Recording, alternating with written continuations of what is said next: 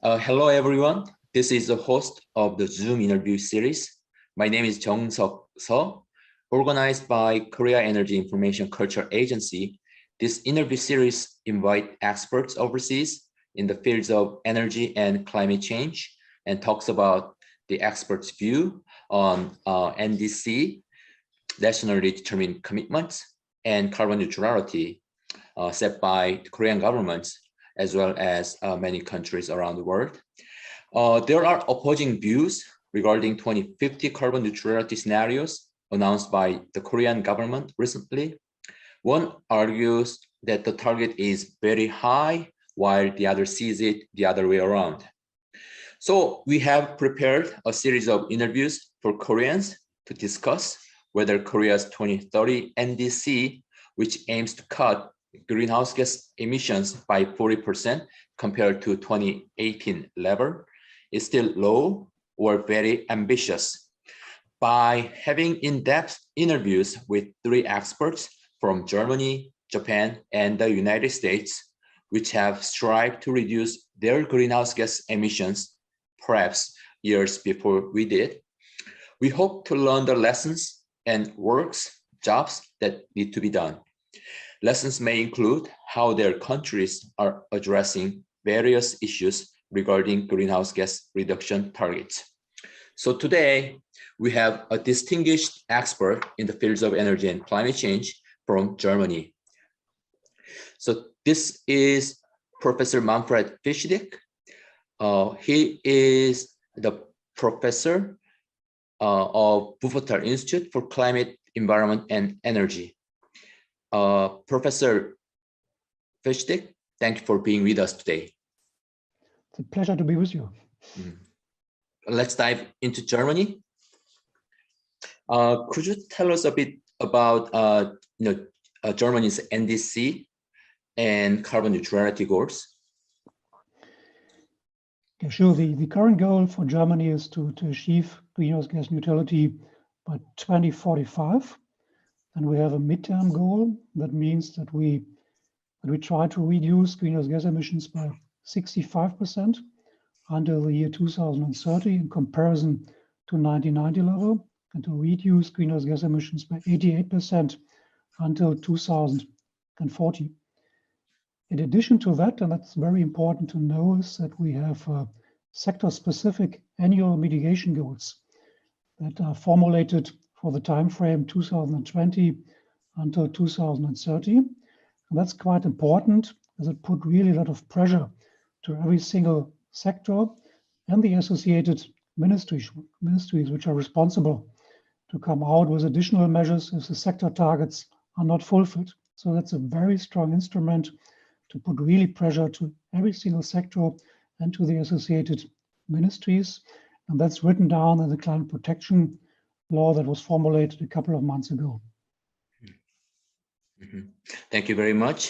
Then, what about the, reaction of, German civil society when German government raised their targets? So actually, I would say the civil society really applauded and very well welcomed the quick reaction and the strong ambitions of the German government.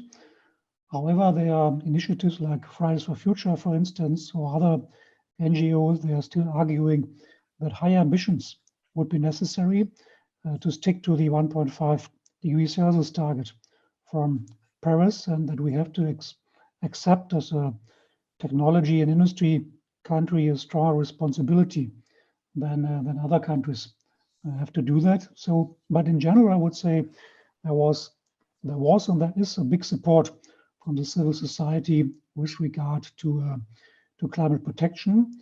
And as you know, we had a couple of weeks ago, we had elections at the federal level, and climate policy, strong concepts with regard to policy, they played a very important role in that context, so that all parties came out with more or less strong ambitions with regard to climate protection. So there is a big support from the civil society, and I'm very, very sure there will be a big support in the future as well. So I think many South Koreans want to learn any lessons German learned route to energy transition. I think almost have accomplished. So could you maybe provide us maybe some examples of how you deal with many different views and interest from other stakeholders in Germany, and any advice to South Korea who just set very ambitious target? Maybe that's really the most important aspect to create and to guarantee public support for these very ambitious transformation pathway we have ahead of us.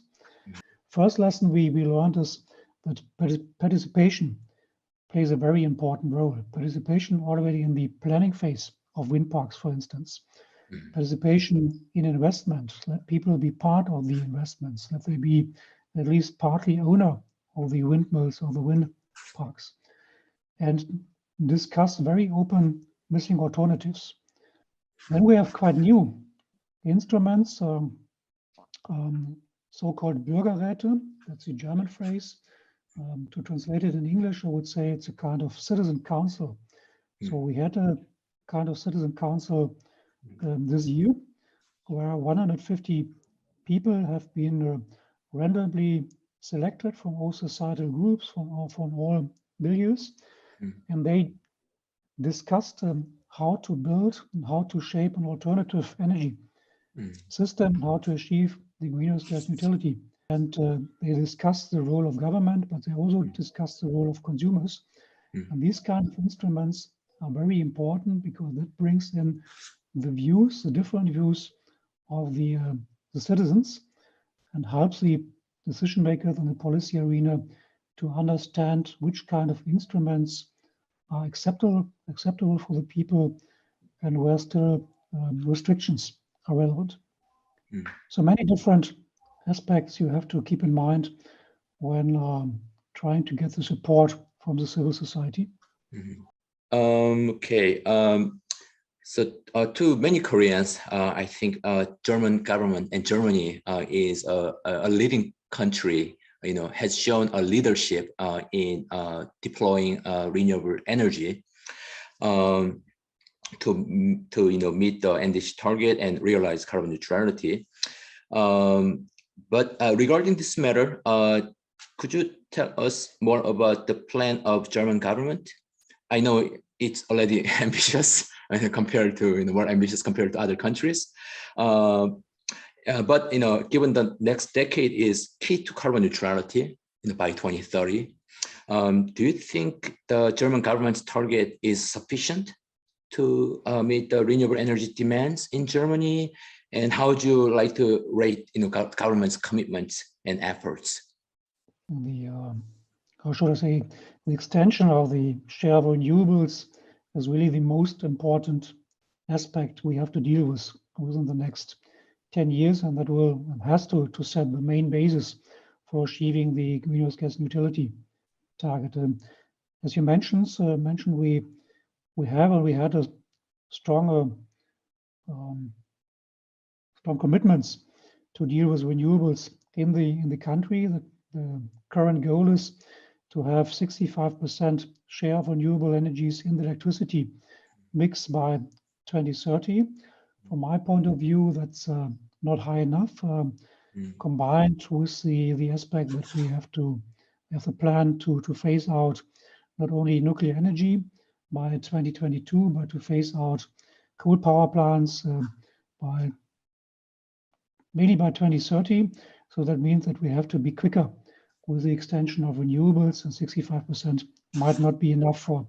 As a South Korean government set higher ambitions in terms of the deployment of renewable energy, but there are still a lower public acceptance of new technology like renewable energy, and we still use nuclear power and coal power and natural gas as a nuclear power and coal power as base load to supply electricity.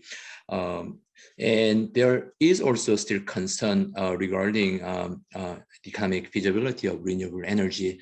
The levelized cost of energy, renewable energy is still very high compared to the levelized cost of solar photovoltaic wind turbine already experienced in Germany and in other countries. So we still have many issues regarding renewable energy. I'm just wondering whether you still have these ongoing debates in Germany, and how, if you had previously, how did you address these issues?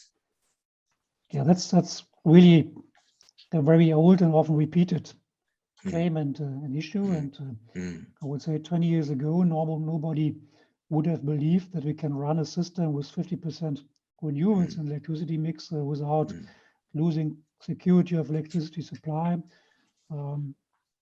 without losing the chance to guarantee net stability. But as we could show in the last couple of years, that we could do that.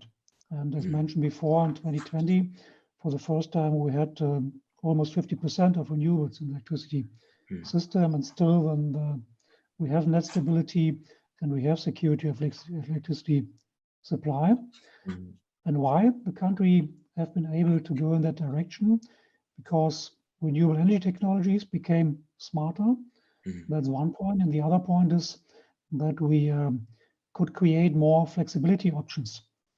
What we know from various studies, that if we want to go to 100% renewable energy system in the future, we might have a situation where 90% of electricity will come directly from wind and solar, but there will still be the 10% share, which has to be, which needs a basis on conventional power plants. But these power plants have to be fueled with green hydrogen to guarantee at the end greenhouse gas neutrality.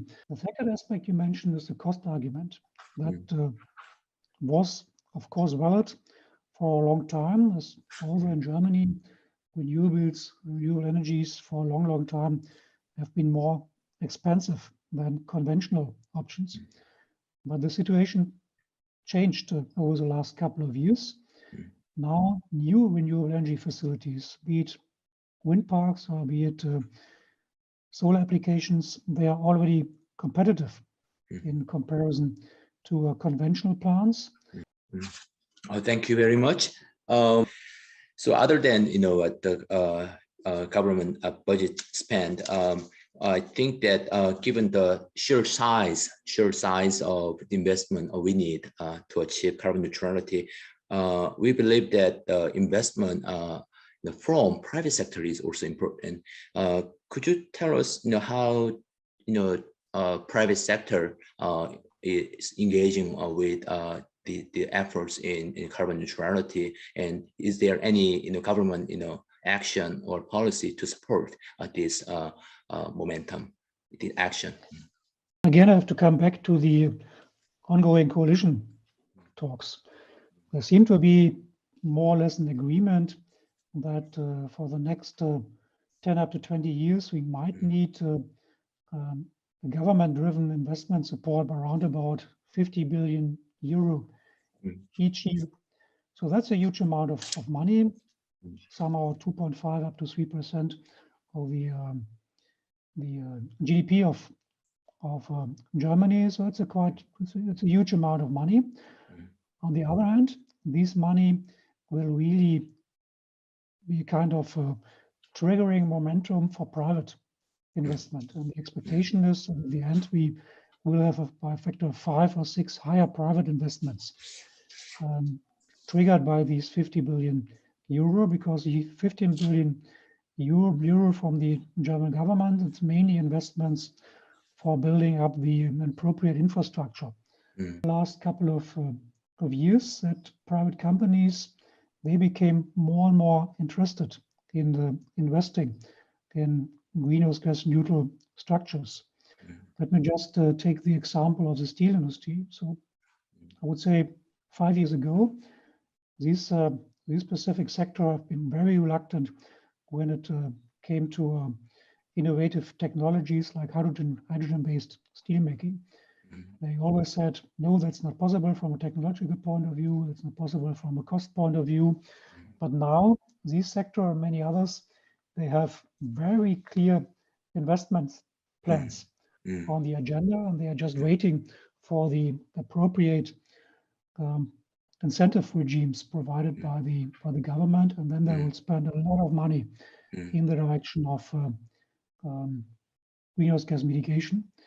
And we have more and more companies in Germany, they have set their own greenhouse gas neutrality. I think that we went over many questions. I hope that you enjoyed this conversation. And before we let you go, if you have any, comments that you maybe haven't had a chance to tell us, please share any thoughts or advice to Korean civil society as well as the Korean government.